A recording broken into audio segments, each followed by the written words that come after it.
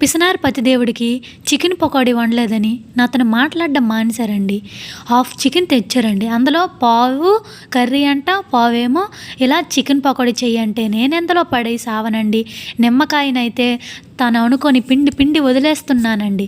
మరేం చేస్తాం, తననైతే ఎలాగో కొట్టలేము, తిట్టలేము. మరేమనుకున్నా మనసులోనే అనుకోవాలి తప్ప. ఏం చేస్తాం, ఈ పిసినారి పతితో ఏగలేకపోతున్నానండి. మరేం చేస్తామని ఎలాగో ఒకలాగా చికెన్ పకోడీ అయితే మాత్రము నైట్‌కి చేస్తానని తను డ్యూటీకెళ్ళిపోతే ఇలా అయితే నేనైతే చికెన్ పకోడీ అయితే ప్రిపేర్ చేస్తున్నానండి.